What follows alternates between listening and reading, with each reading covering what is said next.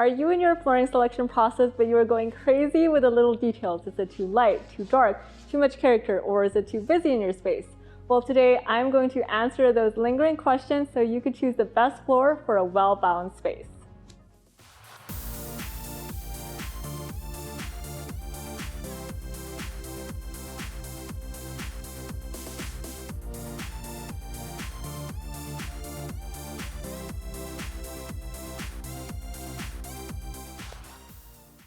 Hey guys, I'm Clarice with Pomona Hardwood, and today we are going to uncover how to choose the best floor to maximize the harmony in your space. And we're going to do that by first analyzing what makes a well-balanced space and seeing what are the things that don't, all by using just one simple rule. So let's get started. Take a look at these two images that you see and tell me which one is easier on your eyes. So if you chose this image, most likely it's because it uses a concept called the golden ratio.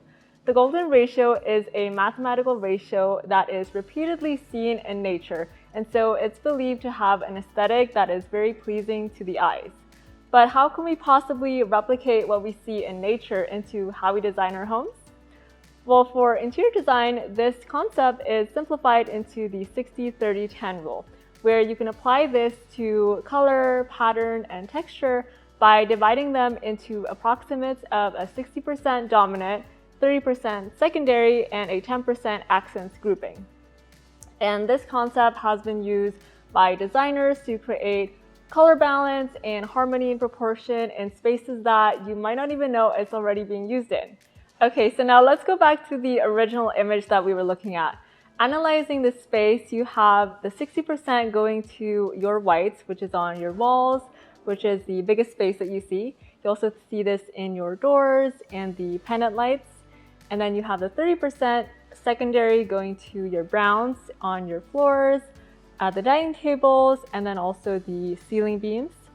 And you have the 10% going to the accents in your blues, so the islands and the countertops as well.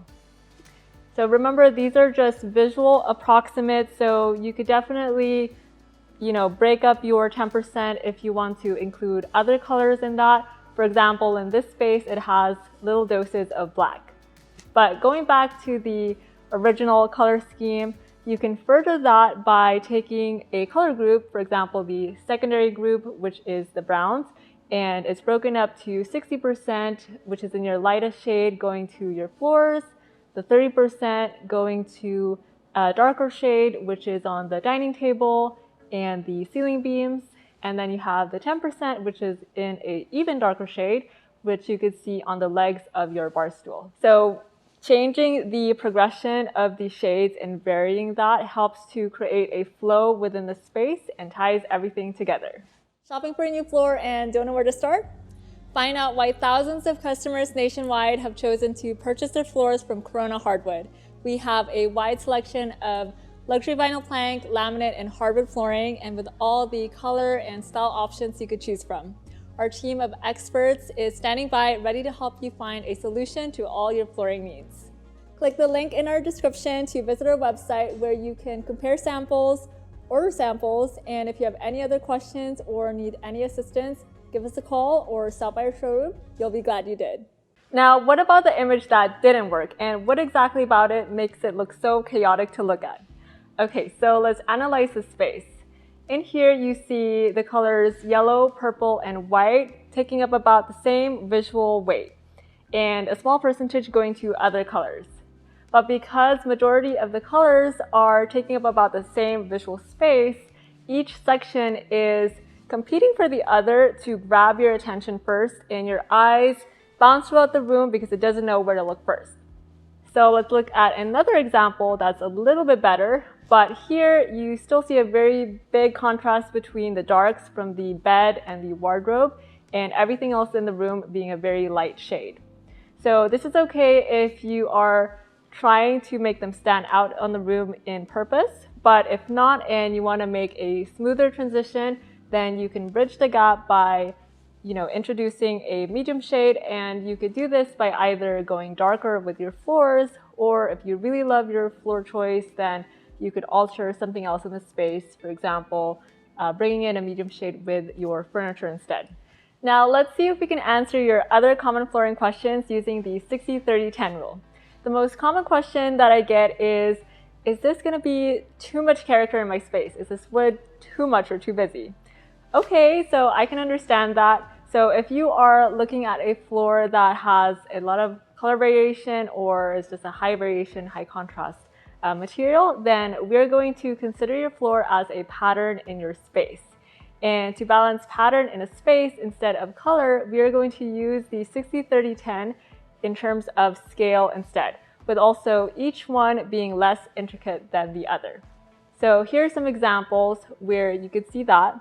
And one example in particular of a flooring as a pattern in your space, you see here in this kitchen. As you can see, the 60% is going to this very rustic floor. The 30% goes to the larger geometry that you see on the island and then also on the barn side door. And the 10% goes to the tighter pattern on the brick wall for your accent. So this method works because it creates a simple hierarchy for your eyes to follow. And here's some other really good examples where you could see pattern in space using your floor. Okay, so now let's look at some bad examples of pattern mixing. Here in this home, you see a lot of interesting things going on, but really notice how all patterns are very intricate. And so again, they are all competing against each other to grab your attention, and very loudly so. There's really no decrease in energy in any part of the room, and so your eyes have no space even to look, just to rest. So here's another example where I think it looks like a pretty nice looking space, but I think it could still be improved a little bit more. So if you look at the accent wall and the floor, which has a pretty big area rug, they both have a large scale pattern and they're taking up about the same visual weight in the space. So they are both, again, competing against each other, and really, along with the rest of the visual elements in the space, make your room feel a bit too crowded. And so what you could do is maybe forego one of those elements, or simply put, just removing the rug and showing your hardwood floors is subtle enough to complete the space and also give back the attention that your accent wall so rightly deserves. So now you can also use this ratio to vary the textures in your space. From smoother surfaces to rough wire brush textures, you can play around with this, and here's an example where you can see that. So now what if you don't have any patterns in your space and you have pretty much solid colors? What do? Well, that's okay, because bringing in some variation, contrast on your floor and some knots and character will actually help to bring more interest in your space and prevent it from looking too flat. And depending on how rustic you want it to be, you can even go with more character. Always remember that design is about personal style, so feel free to bend or break these rules to adjust it to your liking.